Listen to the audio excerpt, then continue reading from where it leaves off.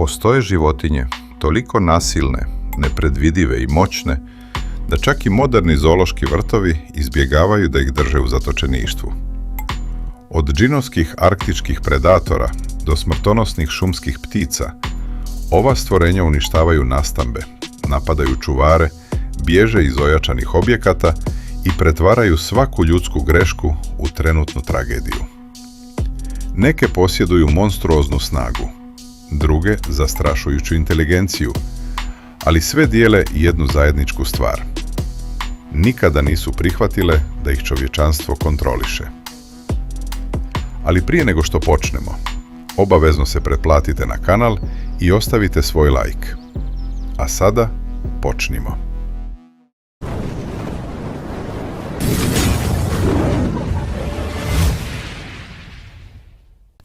Broj 10. Tasmanijski đavo. Australski tobolčar s demonskim ugrizom koji postaje nekontrolisan u zatočeništvu. U mračnoj, hladnoj šumi Tasmanije postoji životinja čiji izgled kao da dolazi direktno iz drevne noćne more. Tasmanijski đavo, uprkos tome što je relativno malen, posjeduje ponašanje toliko agresivno i nepredvidivo da mnogi moderni zoološki vrtovi izbjegavaju da ga drže, posebno odrasle mužjake. Evropski kolonizatori, koji su tokom noći slušali njegove zastrašujuće krike, vjerovali su da demonska stvorenja nastanjuju te izolovane šume.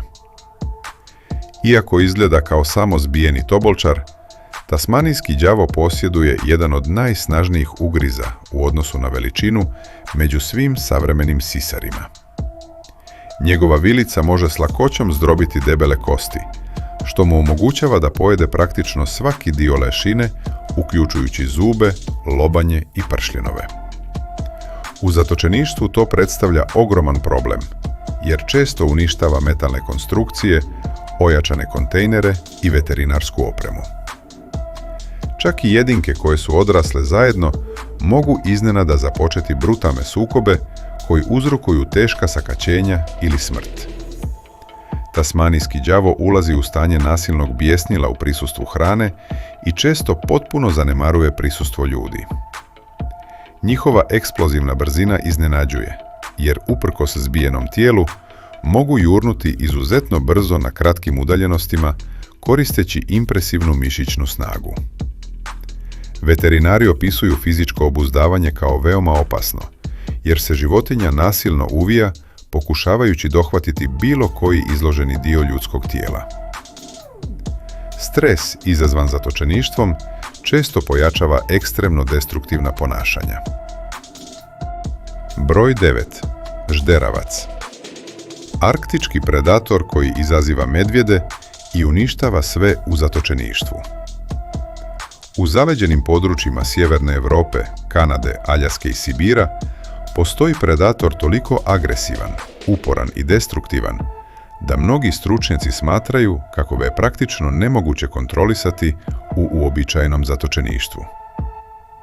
Žderavac, uprkos tome što podsjeća na mješavinu malog medvjeda i ogromnog jazavca, posjeduje legendaran ugled među arktičkim lovcima zbog svoje nevjerovatne snage, nevjerovatne izdržljivosti i potpuno neukrotivog ponašanja.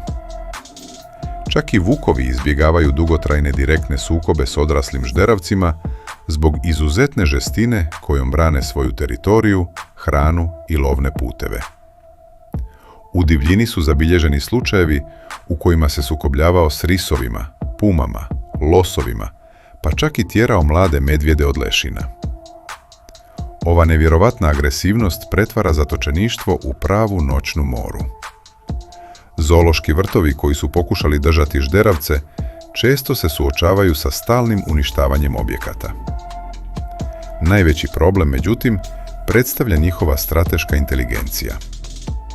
Žderavci posmatraju ljudske rutine, pamte obrasce ponašanja i iskorištavaju male strukturne slabosti zastrašujućom efikasnošću. U pojedinim slučajevima jedinke su više puta bježale koristeći tunele iskopane ispod betona ili iskorištavajući oslabljena mjesta u blizini vrata. Jedan evropski zoološki vrt prijavio je da je žderavac naučio tačan trenutak smjene čuvara, koristeći taj kratki period da silom djelimično otvori izlaz. Pored destruktivne sposobnosti, postoji i psihološki faktor. Čini se da žderavac trpi izuzetno visok nivo stresa kada je lišen velikih teritorija. Broj 8. Južni morski slon. Okeanski div koji može usprtiti čuvare za nekoliko sekundi. Na zaleđenim plažama Antarktika i subantarktičkih ostrva postoji stvorenje toliko ogromno i nepredvidivo da mnogi zoološki vrtovi jednostavno odbijaju svaki pokušaj da ga drže u trajnom zatočeništvu. Južni morski slon najveći je perajad na planeti i jedan od najopasnijih sisara ikada zabilježenih izvan tradicionalnog kopnenog okruženja. Odrasli mužjaci mogu premašiti 4 tone težine i dostići dužinu veću od 6 metara. Uprkos sporom izgledu dok se odmara na pijesku, ova životinja može se kretati eksplozivnom brzinom, dovoljnom da zgnječi čovjeka prije nego što uopšte stigne reagovati. Tokom sezone parenja, mužjaci ulaze u krajnje nasilna stanja, boreći se za čitave plaže kroz brutalne sukobe koji podsjećaju na bitke između prahistorijskih čudovišta. U zatočeništvu je gotovo nemoguće stvoriti iole odgovarajuće okruženje za životinju ove veličine. Moderni zoološki vrtovi brzo su shvatili da uobičajene konstrukcije ne mogu izdržati destruktivno ponašanje ovih divova.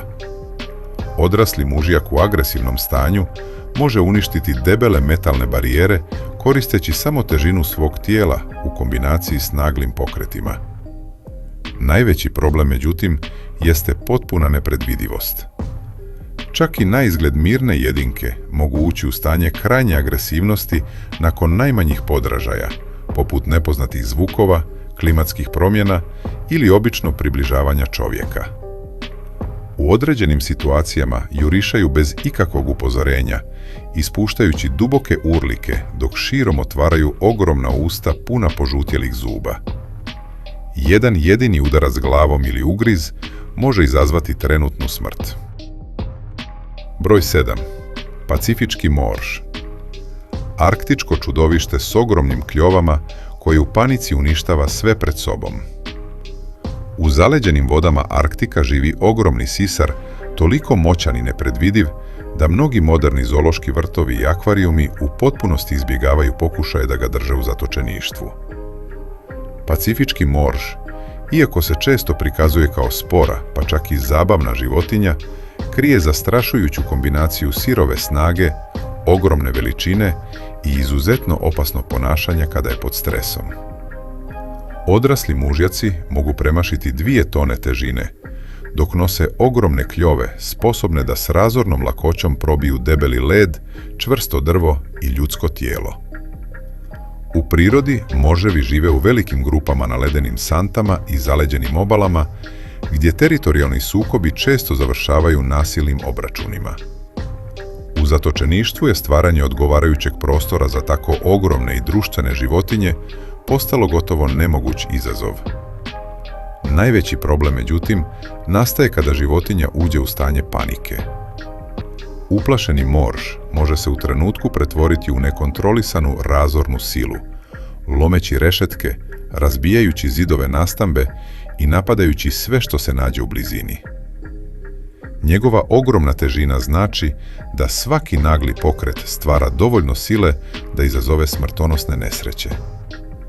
Specijalizovani čuvari opisuju izuzetno velike poteškoće u tumačenju signala ponašanja ove vrste, jer se raspoloženje može promijeniti veoma brzo, pa na izgled mirna životinja može postati agresivna za svega nekoliko sekundi, posebno tokom hranjenja ili sukoba oko hijerarhije. U nekim zabilježenim slučajevima moževi su napadali male čance nakon što bi se osjetili ugroženima. Njihova silina kretanja u kombinaciji s ogromnim kljovama može s lakoćom prevrnuti manja plovila. Broj 6. Nilski konj. Afričko čudovište koje usprti više ljudi nego mnogi predatori. U muljevitim vodama afričkih rijeka postoji životinja toliko opasno agresivna da je mnogi stručnjaci smatraju daleko smrtonosnijom od lavova, krokodila i hijena zajedno. Nilski konj, uprkos svom teškom i naizgled sporom izgledu, predstavlja biološku mašinu teritorijalnog razaranja, sposobnu da usmrti čovjeka zastrašujućom lakoćom. Odrasli mužjaci mogu premašiti 4 tone težine, a posjeduju ogromne čeljusti koje se mogu otvoriti gotovo 180 stepeni, otkrivajući ogromne kljove oštre poput noževa od slonovače. Za razliku od mnogih velikih sisara koji prije napada pokazuju jasne znakove upozorenja, nilski konj često iznenada postaje agresivan bez ikakvog primjetnog upozorenja. Naizgled nepomična jedinka u vodi može iznenada jurnuti nevjerovatnom brzinom, prelazeći desetine metara za svega nekoliko sekundi. Uprkos svojoj ogromnoj veličini, na kopnu može trčati brže od čovjeka. U zatočeništvu je održavanje odgovarajućih nastambi postalo ogroman izazov.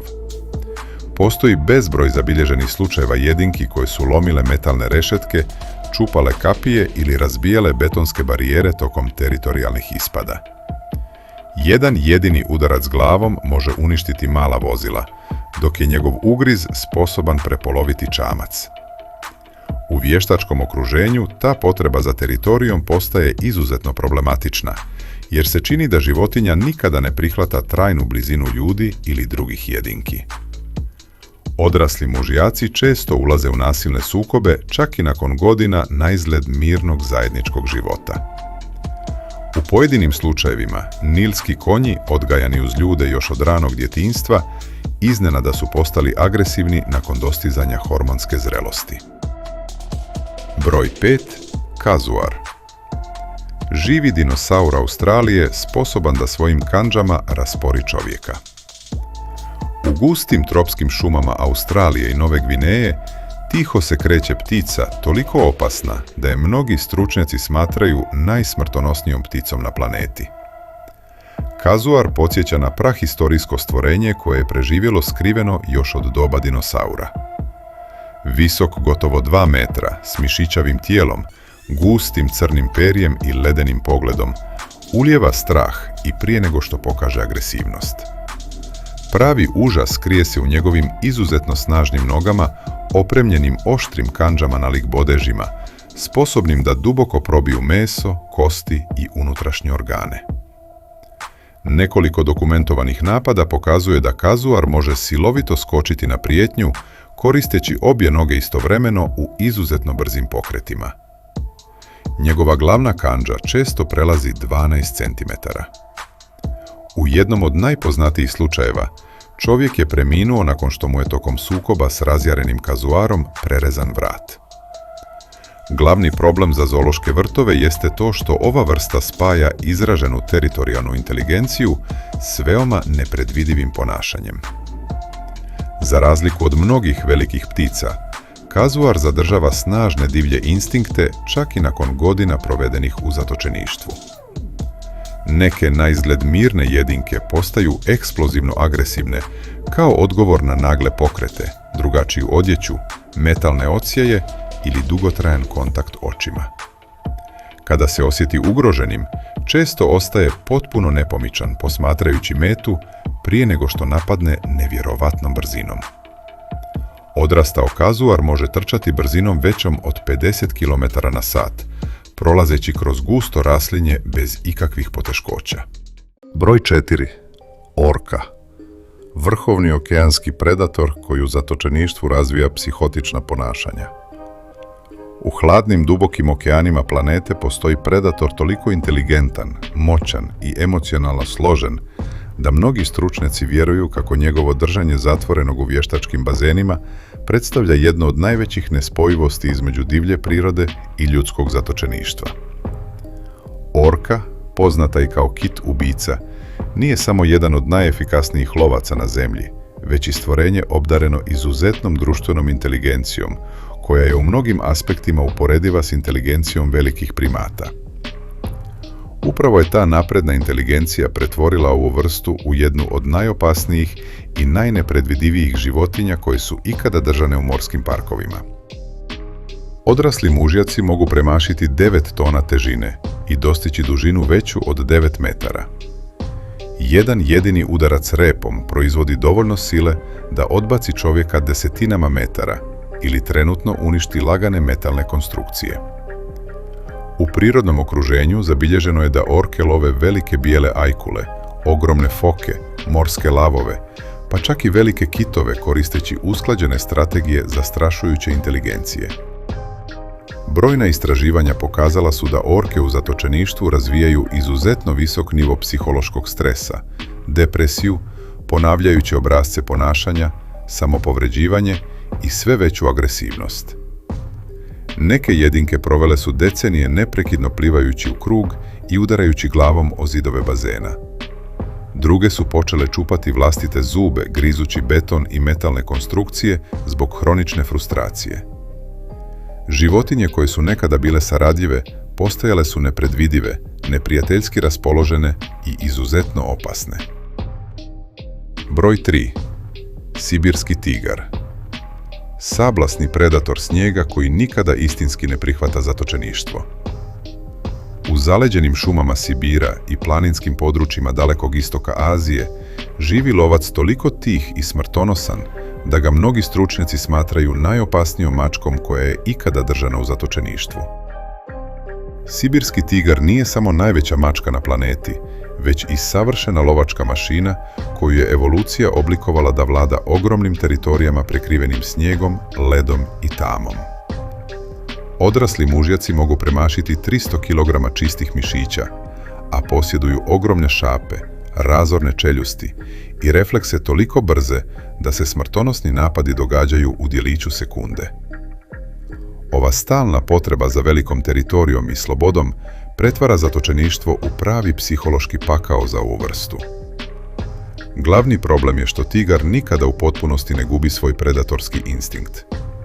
Čak i životinje koje su od najranijeg doba odgajane uz ljude i dalje doživljavaju brze pokrete, iznenadne zvukove i fizičku blizinu kao moguće podsticaje za lov.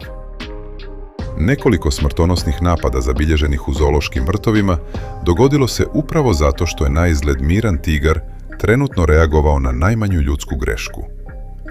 Loše zatvorena vrata, jedan pogrešan korak tokom hranjenja ili jednostavno neadekvatno približavanje već su se pokazali dovoljnim da izazovu brutalne tragedije. Napad sibirskog tigra zastrašujuće je efikasan. Za svega nekoliko sekundi može oboriti odraslog čovjeka na tlo, koristeći svoju ogromnu tjelesnu masu, a zatim zadati smrtonosan ugriz u grlo ili vrat. Neki izvještaji opisuju potpunu tišinu prije samog napada, zbog čega je gotovo nemoguće reagovati na vrijeme. Broj 2. Morski krokodil. Prahistorijsko čudovište koje sve smatra mogućim plijenom. U tropskim rijekama, mangrovama i morskim obalama jugoistočne Azije i Australije postoji stvorenje toliko zastrašujuće da se praktično nije promijenilo još od doba dinosaura. Morski krokodil najveći je živi gmizavac na planeti i možda najsmrtonosniji predator iz zasjede koji je ikada postojao. Ogromni mužjaci mogu premašiti 7 metara dužine i težiti više od 1 tone. Ostaje nepomičan, tih i gotovo nevidljiv ispod površine vode, posmatrajući sve oko sebe dok čeka savršen trenutak da napadne eksplozivnom brzinom koju je nemoguće previdjeti. U prirodnom okruženju morski krokodil lovi gotovo svako živo biće koje može savladati, uključujući ribe, ajkule, ptice, bivole, divlje svinje, konje, majmune i ljude. Njegov napad je brutalno efikasan. Za manje od 1 sekunde izleti iz vode koristeći svoj ogromni rep, monstruozne čeljusti i nevjerovatnu snagu kako bi žrtvu odvukao direktno pod vodu. Njegov ugriz smatra se jednim od najsnažnijih ikada zabilježenih u životinjskom svijetu, sposobnim da trenutno smrvi kosti.